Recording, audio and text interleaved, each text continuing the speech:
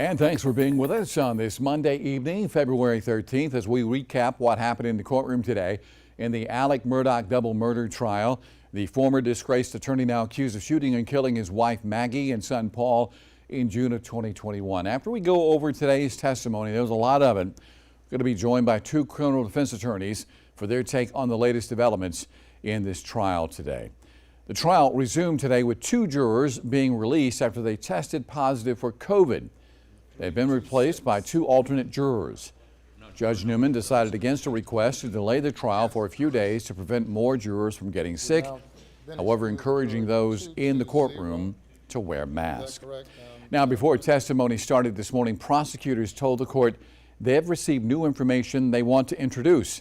Attorney Creighton Waters says that after court adjourned on Friday, General Motors contacted prosecutors saying they have found additional data from Murdaugh's Chevy Suburban. That's the vehicle that Murdaugh was driving on the night of the murders. Prosecutors say the new data includes GPS information that they plan to use when presenting a timeline for their case. Meanwhile, defense attorneys are asking for enough time now to study the data before cross-examining new witnesses. The only hang-up that once they authenticate it, before we cross-examine their expert, we need an opportunity to have our experts advise us what, if anything, we need to ask them. I mean, that's just, how it works. We have specific location data points that are being logged every 30 seconds or so or something like that, as well as vehicle speed. That's the crucial data that's in this from the relevant time period. There's another file that has some various sensor data that's logged, but in our initial review, I don't think there's going to be anything in that information that's going to be helpful to either side. Judge Newman said that he would address any issues as they appear. Well, DNA and blood analysis made up a large part of today's testimony. SLED DNA expert Sarah Zapata on the stand for more than 2 hours today. Her testimony was very detailed here, including massive numbers when comparing the odds of her results. She said the swabs of blood found on the steering wheel of that Chevy included both Alec Murdaugh and Maggie Murdaugh's DNA. The same was said for DNA taken in cuttings from Murdaugh's shirt the night of the murders. So let's start with the shirt in Exhibit 460, item 19.2, a cutting from the exterior front edge of Alec Murdaugh's shirt, the defendant. For the comparison to Margaret Murdaugh, the DNA profile is approximately 360 quadrillion times more likely if Richard Alexander Murdaugh and Margaret Murdaugh contributed to the mixture than if Richard Alexander Murdaugh and an unidentified, unrelated individual contributed to the mixture. Zapata also faced lengthy questioning from the defense. In your test, on none of these did you detect human blood with hemotrace. Is that correct? For all those cuttings for the different items, they were all put together into that tube for that item, and for all of those tests, the result was negative. The final witness of the day was a pathologist with MUSC. She conducted the autopsies on Paul and Maggie Murdaugh. She used a diagram to show jurors where the victims were shot. They were also shown graphic photographs of the victims. She testified that Paul Murdaugh was shot twice with a shotgun. The first shot hit Paul in the chest, but was not the fatal shot. No, amazingly enough, this really, if that was all he sustained, he would have needed medical attention and some stitches and irrigation of the wound to clean it out, make sure he doesn't get infected. But it actually did not pierce the chest or cause any internal bleeding. It did, however, cause a bruise or contusion of the left lung, and that's because there's a lot of energy associated with this, but didn't actually go through the ribs, but caused a contusion of the left lung. But he would have been expected to continue to be standing after this. It would not have sent him to the ground. Well, that doctor added that the second shot caused a fatal head wound for Paul Murdaugh. We also learned that Maggie Murdaugh was shot several times. So she sustained a total of 5 gunshot wounds from a minimum of 4 shots. So it could have been from 4 shots with 5 wounds or 5 separate shots. The gunshot wound to the abdomen was slightly further away than the gunshot wound to the left thigh. And that could be consistent with Maggie and the shooter changing their positions in relationship to one another. Yeah, people aren't completely just standing still. It could be that the shooter was moving closer toward her or moving a little bit back or she could have been moving, or a combination of the two. We also learned in court today no defensive wounds were found on either of the victims.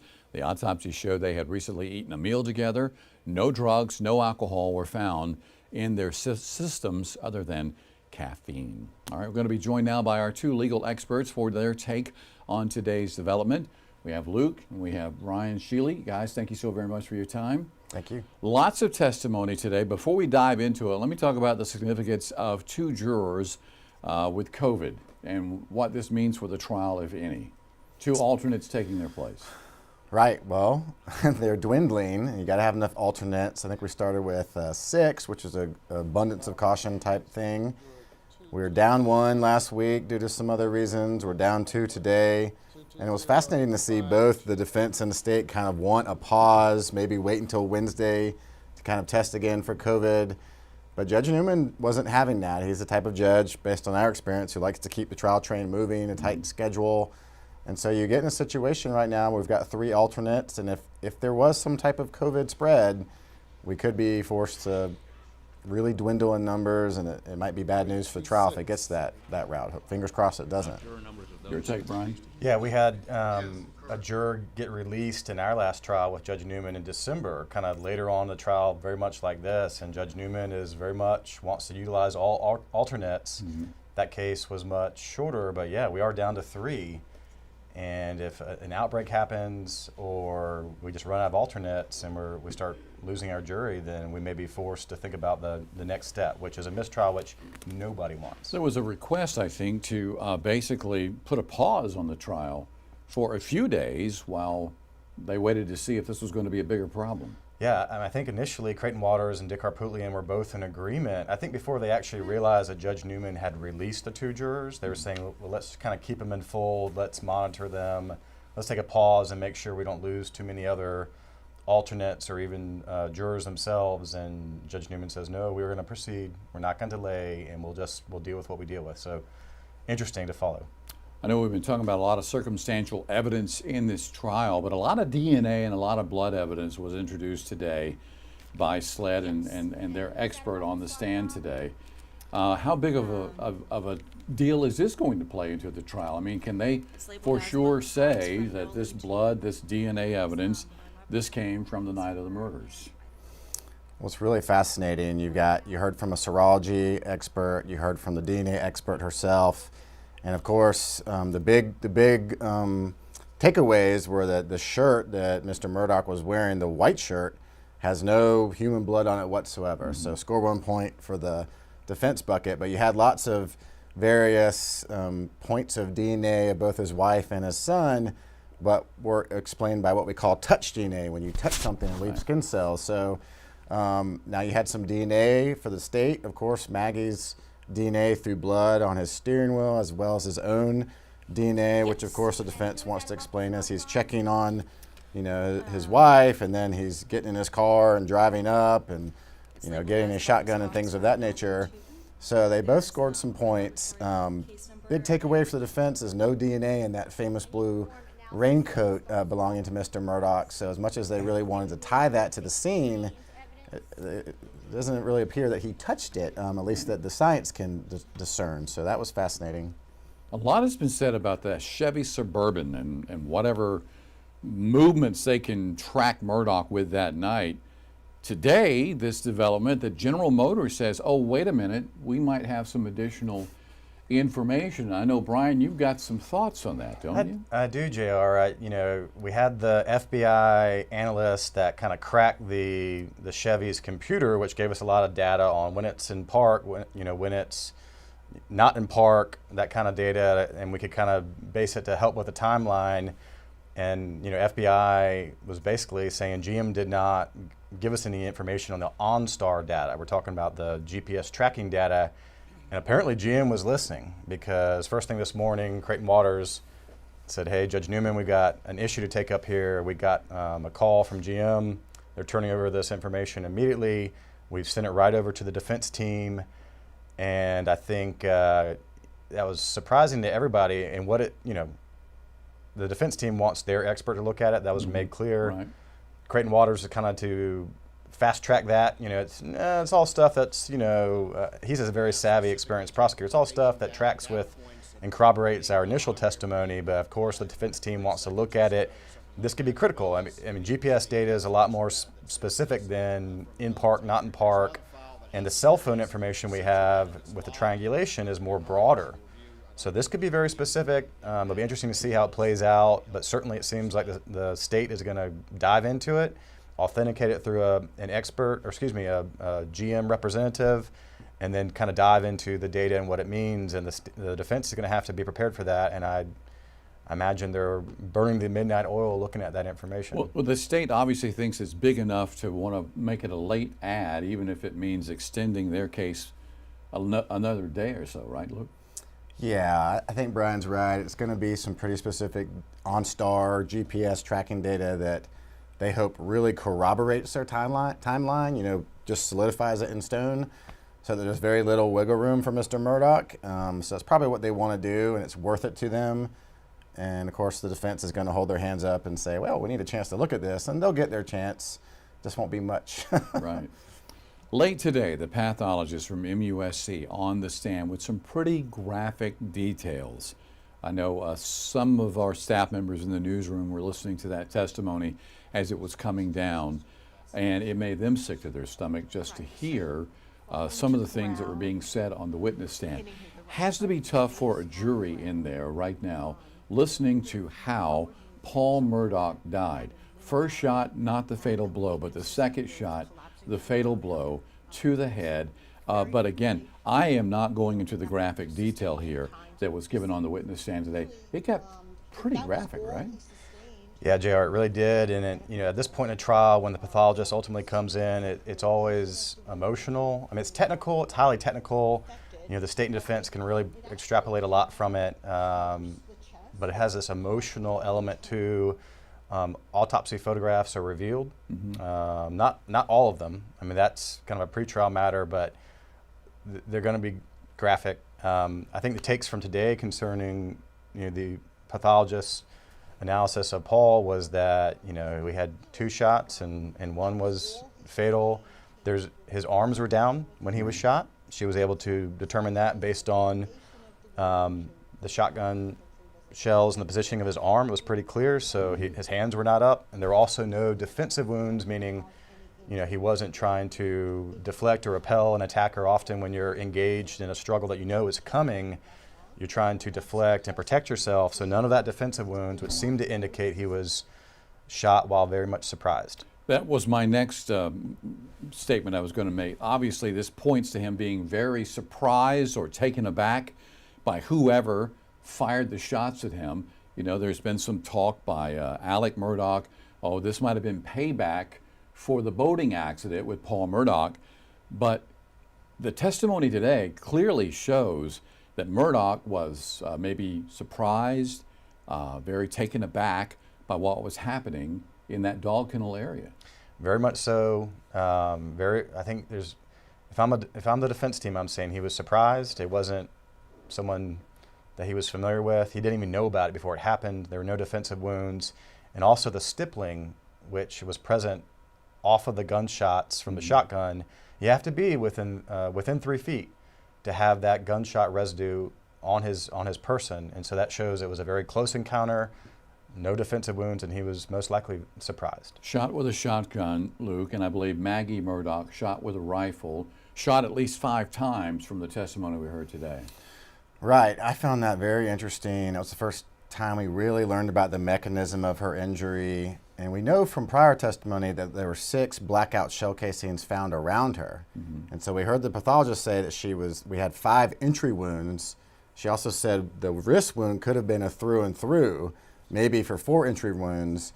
But the thing that I found most fascinating was that they all essentially came the way she demonstrated from the front, but for this one, and I'm not trying to get too graphic, but you've got a shot to the abdomen, a shot to the thigh, a shot to the wrist, a shot to the base of the neck, and a shot that kind of comes at a very angled measure through the breast and then up the collarbone, and again re-enters the neck, which was fatal. And so they really did try to get the pathologist to say which was first and which was second. And that was the only problem that left me with some questions, because she really wanted to identify the abdomen shot as what would cause her to double over. The abdomen, then the thigh. And then if you double over, she tried to explain she might take a shot that would explain the base of the neck, because she's like in that position. But the abdomen and the thigh have stippling, so we know that those shots came at a close range, less than 3 feet.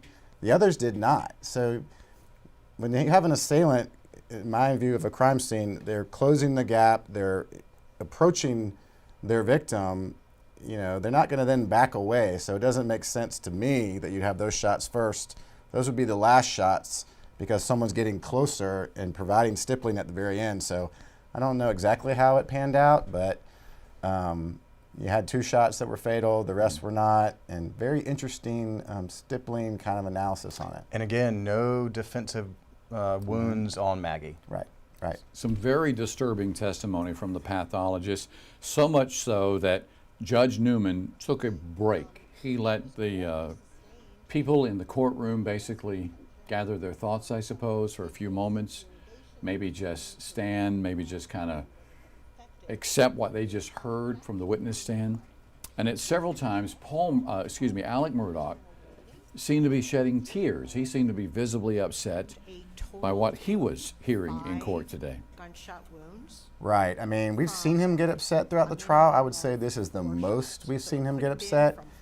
And it can cut both ways. If you're the defense, you say he's innocent, he's hearing the graphic nature of his loved one's death. It's causing just this intense, just visceral reaction of grief. And if you're the state, you can say, look, he can grieve and regret something bad he did. It doesn't mean he won't shed a tear over it, but we still think he did it. So but it was undeniable, real emotional imagery that probably impacted the jury. And JR, in terms of the break as well, and in our past trials with Judge Newman, often during the pathologist's testimony, he will offer a break, because not only is it emotional for people in the courtroom, but the jurors themselves are looking at this evidence, and they haven't seen evidence like this in the trial before. And you know, for seasoned trial lawyers and experts that see this all the time, it may not have the same reaction, but to your average juror, it's very difficult to view. And so for them to do their job and focus, I think part of what Judge Newman does, and rightly so, is gives them a break so that they can recollect their thoughts and be paying attention to what the pathologist is saying. As your brother Luke mentioned, though, the jury very aware that Alec Murdaugh is sitting there trembling and in tears as he's hearing this testimony, as he is seeing some of these graphics, as he is listening to all of this unfold in court today. Yeah, I mean, they are nonstop judging him from their jury box. And if he's being emotional at appropriate times, I mean, if he's upset, I mean, I even caught him today. They were excusing the jury for that break, and as they were getting up to leave, he almost got more emotional. If I were a juror looking at that, I'd be thinking, well, we're leaving. Why is he holding it together until we leave? And that would almost seem more natural. So it's interesting. It's the human dynamic. They're judging him. They're trying to figure out, is he being honest with us or not? Is it a show? Mm-hmm. And it seemed pretty real emotion to, at least from my perspective today. We're in the home stretch here because the state says they want to rest on Wednesday, at least by Wednesday. So how does this extra evidence from General Motors coming in, how is that going to play with the Wednesday timeline? I don't think it'll push it back too much. I think they can still get it done. It's going to be pretty precise. And then we got to have probably Cousin Eddie, who's going to be fireworks regarding what he says about the roadside suicide, if you will. We're going to have some lead investigator to tie it all up. And that might be a wrap. And then the defense is going to do what the defense does, and we'll all be anxiously waiting to see what that will be. So perhaps tomorrow we might hear from Cousin Eddie and someone to put a bow on it before we hear the General Motors evidence or data on Wednesday? I would guess that we're going to hear the GM data first, and then we'll hear Cousin Eddie, and then the lead investigator at the end. I know that the attorney for Cousin Eddie, Mr. Smith, has been in Walterboro. I've seen her interviewed on some news networks. I know she's down there, and maybe the GM data has kind of delayed his testimony because they want to get through the technical data before they get their last major lay witness who's got a story to tell, and then they'll tie it up with the last investigator, the lead investigator. It is fascinating to watch it all unfold as we enter week 4. This is actually week 4 Wow. of the trial. Today begins week 4, and we can go all the way back to jury selection as well. So yeah, a lot of things unfolding in court as the days progress, and of course we are there for you with live team coverage you can watch anytime on WLTX Plus, our YouTube channel, and on WLTX.com. Testimony resuming at 9:30 tomorrow morning. Brian and Luke Shealy, guys, as always, thank you so much for your time. Thanks for having us. And we hope you have a good night.